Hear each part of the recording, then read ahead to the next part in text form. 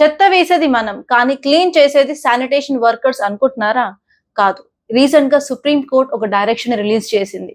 ఆ డైరెక్షన్స్ లో చిల్డ్రన్ ని యూజ్ చేసుకొని పేరెంట్స్ యొక్క మైండ్ సెట్ చేంజ్ చేయాలనుకుంటుంది. అదేంటో కంప్లీట్ గా ఈ వీడియో తెలుసుకుందాం. రీసెంట్ గా సుప్రీం కోర్టులోని జడ్జెస్ ఒక కీలక డైరెక్షన్ ని తీసుకొచ్చారు. అదేంటంటే మన సొసైటీలో రీక్రియేటబుల్ యాటిట్యూడ్ ఉందని గమనించారు. అంటే చెత్త వేసే హక్కు నాకుంది, కానీ దాన్ని మేనేజ్ చేసే హక్కు నాకు లేదు అని చెప్పి చాలా మంది భావిస్తున్నారు అని క్లియర్ గా చెప్పింది. అండ్ అంతేకాదు, సుమారుగా 1.4 బిలియన్ పాపులేషన్ ఉన్న మన కంట్రీలో మనకి శానిటేషన్ వర్కర్స్ చాలా తక్కువ పర్సెంటేజ్ లో ఉన్నారు.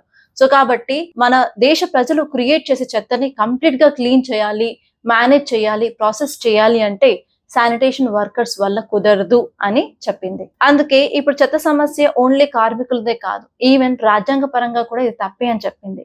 అందుకే జెన్ జీ అలాగే జెన్ ఆల్ఫా చిల్డ్రన్ ని యూజ్ చేసుకొని మనం పాఠశాలలు అలాగే కాలేజెస్ లో, అంటే intermediate colleges, even higher education colleges లో వాళ్ళకి కావాల్సిన ట్రైనింగ్ ని ప్రొవైడ్ చేయాలి. అండ్ అంతేకాదు వాళ్ళ యొక్క కరికులంలో సాలిడ్ వేస్ట్ మేనేజ్మెంట్ గురించి పాఠాలు కూడా చెప్పాలి అని చెప్పి డైరెక్షన్ తీసుకువచ్చింది. ఈ డైరెక్టివ్స్ ప్రకారం స్కూళ్ళల్లో, కాలేజెస్ లో ఉన్న టీచర్స్ ని ట్రైనర్ గా మార్చాలి. అండ్ ఈ ట్రైనర్స్ స్టూడెంట్స్ కి ట్రైనింగ్ అలాగే వాటికి సంబంధించిన ప్రిన్సిపల్స్, మెథడ్స్, మెథడాలజీస్ నేర్పించాలి.